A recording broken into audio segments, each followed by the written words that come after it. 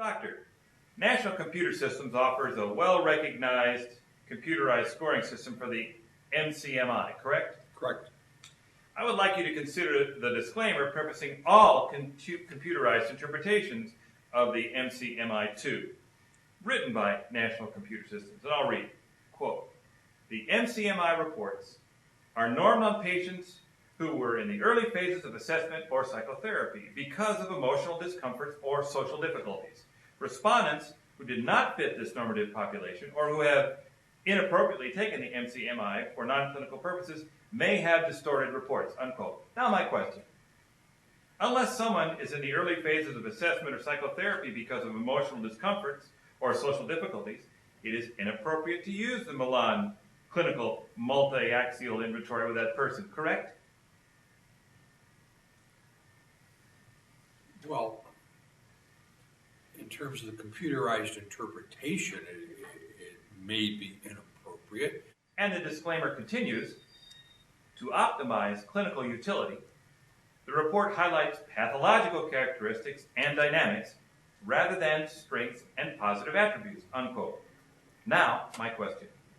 If the Millon Clinical Multiaxial Inventory highlights pathological characteristics rather than strengths and positive attributes, if a person taking the MCMI can be characterized as drawn from a normal population, you're relying on the MCMI in this case could misinform and mislead this proceeding, correct? It could, discounting my own clinical judgment, yes. Okay, and the disclaimer in the manual published by the National Computer Systems further says, quote, "This focus should be kept in mind by the referring clinician reading the report," unquote. Now my question. You would agree with this portion of the test publisher's disclaimer, correct? Yes.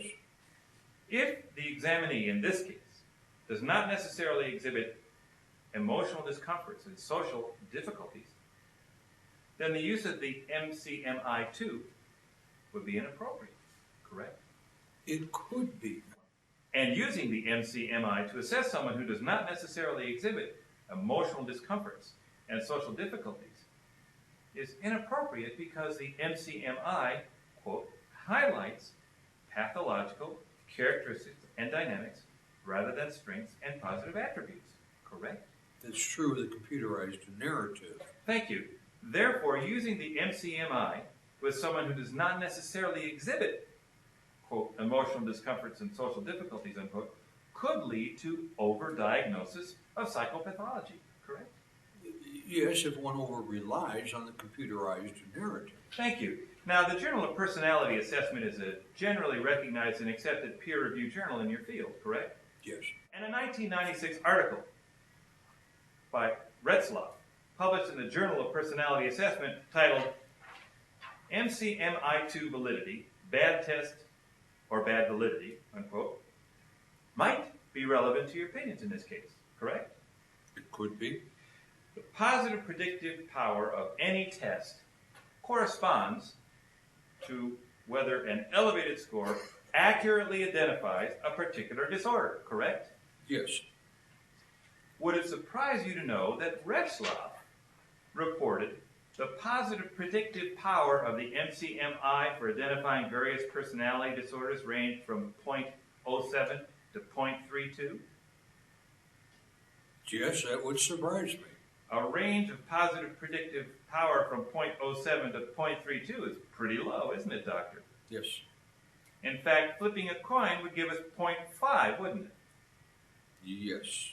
Would it surprise you to know that in his 1996 article, Retzlaff also reported that elevated MCMI scores result in mistaken diagnosis in more than 4 out of 5 cases? Yes, I find that very surprising. That is surprising, isn't it?